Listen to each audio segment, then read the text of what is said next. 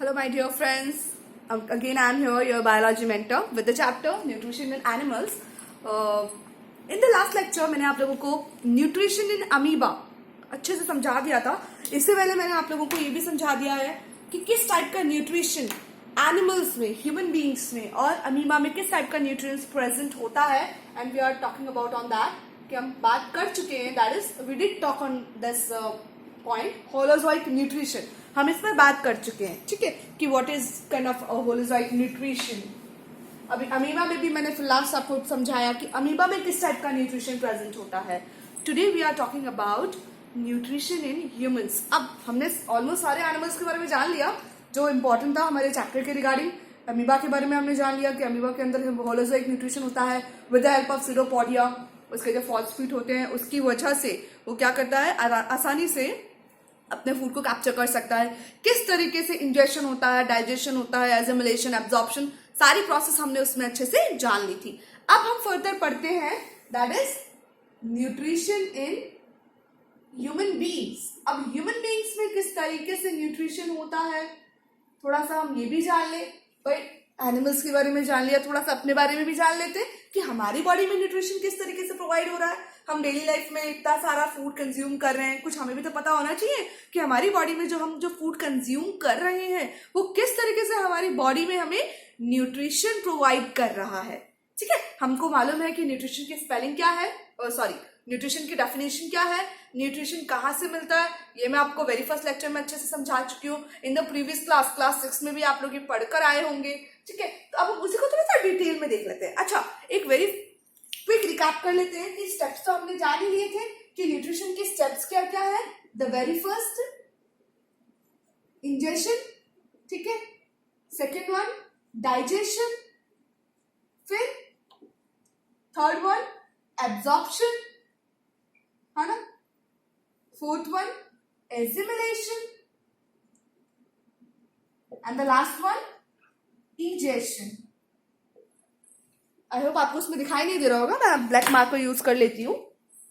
सी, nutrition के steps हमने 2 बार काफी अच्छे से इसको डिफाइन कर दिया है. कई बार मैंने आप लोगों को इसको अच्छे से एक्सप्लेन कर दिया है. Ingestion process, digestion process, absorption process, assimilation process और egestion process. Nutrition in human beings, हमारे अंदर भी जो न्यूट्रिशन है वो भी सेम इन्हीं 5 स्टेप्स के अकॉर्डिंग ही चलता है. इसके अलावा कोई अदर स्टेप्स नहीं है. जो भी प्रोसेस होती है बॉडी के अंदर हमारी, किस तरीके से फूड से हमें न्यूट्रिशन मिलता है, the entire 5 steps are having control on that process. सारा का सारा प्रोसेस इन्हीं 5 स्टेप्स के अंदर फॉलो किया जाता है. ठीक है मेरे, चलिए तो हम इसको कंटिन्यू करते हैं.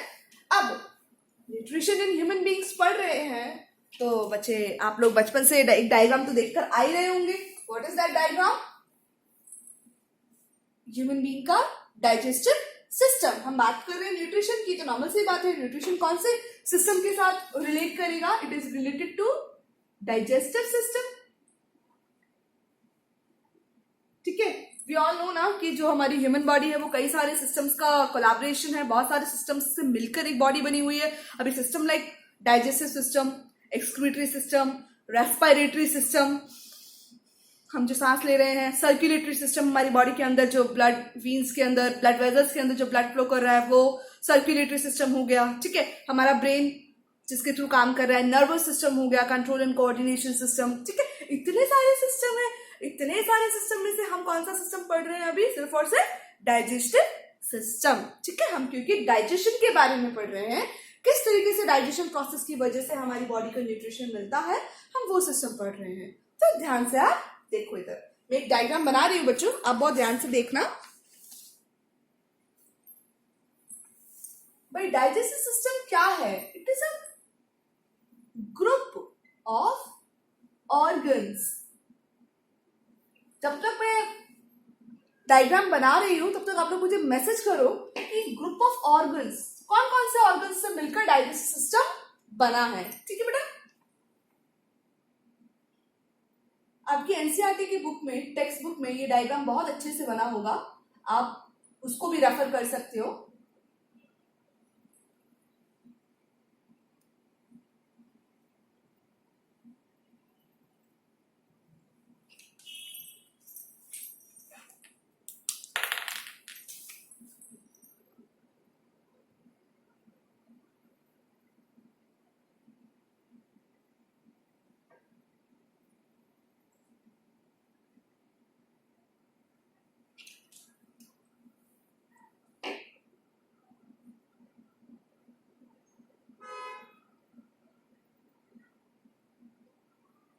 एकदम थोड़ा आपको ध्यान से देखना होगा।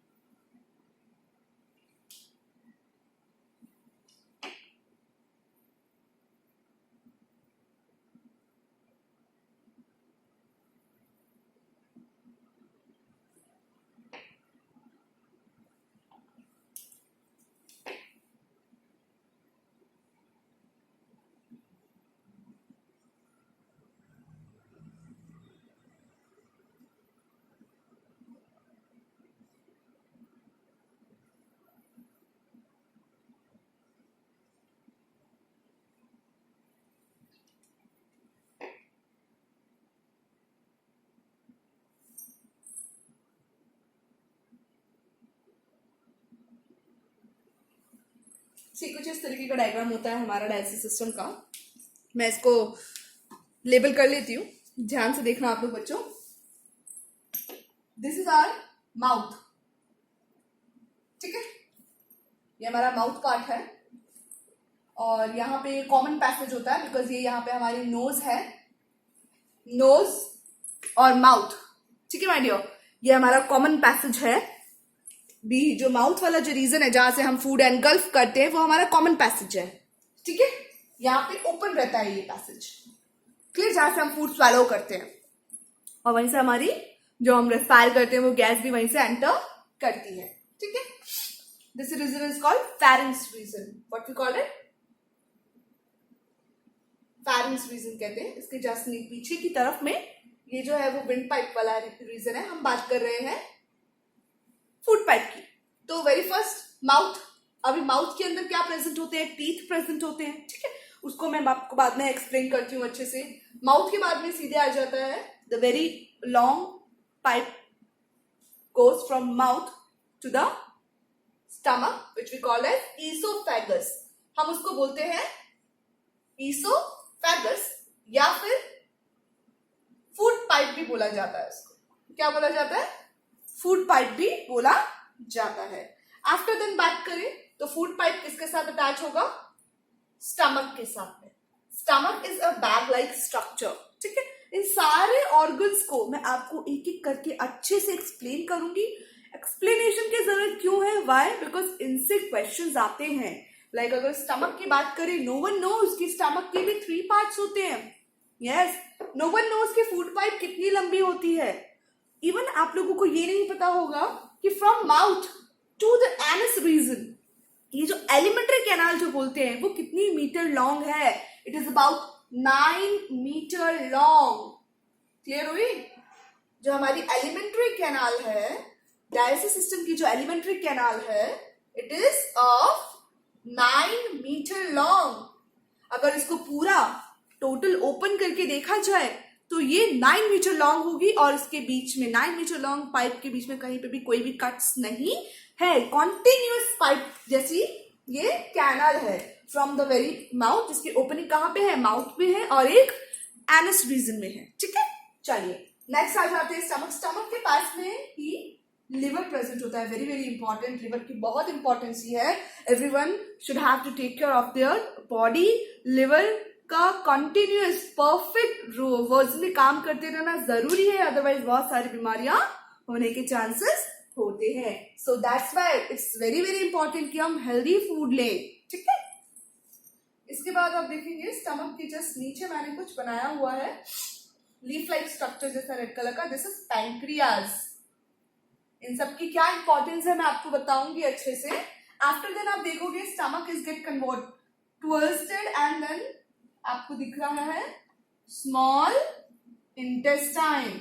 यहाँ पे जो कैनाल है वो बहुत ही ज्यादा जिगजैग फॉर्म में प्रेजेंट है, बहुत ही लाइक इट इज लाइक आपने कोई भी रोप ली और आपको उसको एक छोटे से बॉक्स के अंदर फिट करना है, तो आप उस रोप को क्या करेंगे, ट्विस्ट एंड कर्ल करके उसको बॉक्स के अंदर पटक देंगे, है ना, फंसा देंगे। सेम इसी तरीके से स्मॉल इंटेस्टाइन है वो 7 मीटर लॉन्ग है और उस वजह से 5 मीटर लॉन्ग है, और वो 5 मीटर लॉन्ग जो कैनाल है उसको वो क्या है, स्टमक के अंदर सॉरी लार्ज इंटेस्टाइन के चारों बीच में सेंटर में ट्विस्ट होके कर्ल होके फिक्स हो रखी है, ठीक है।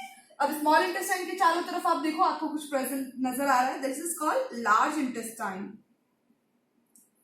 ये समथिंग 3 मीटर लॉन्ग होती है। आफ्टर देन आप देखेंगे यहाँ पे हमें एक बड़ा सा पाउच लाइक बॉडी आपको दिख रहा है, this is called rectum, and the very end आपको एक ओपनिंग नजर आएगी which is called as anus. आप अपनी बुक के साथ में इस डायग्राम को रेफर कर सकते हैं, आपको अच्छे से समझ आ जाएगा। The very first opening is mouth, mouth के बाद आप जाएंगे तो दिस इज कॉल्ड ईसोफेगस।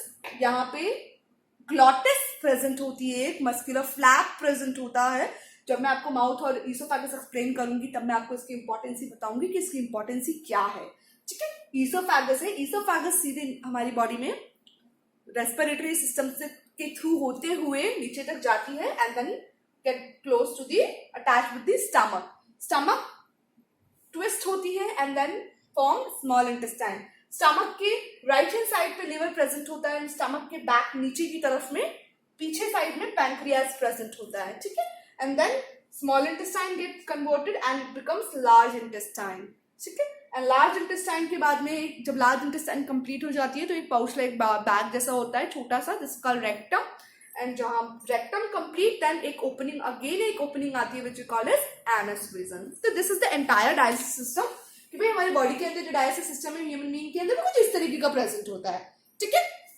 चलिए अब ये तो हमने सिंपल से बात कर ली, बट अगर इसके डिटेल में जाना है because competition point of view से देखा जाए तो बहुत सारे क्वेश्चंस बन के आएंगे। सी स्मॉल इंटेस्टाइन के 3 पार्ट्स हैं, जॉर्डिनम, इलियम एंड जेजुनम।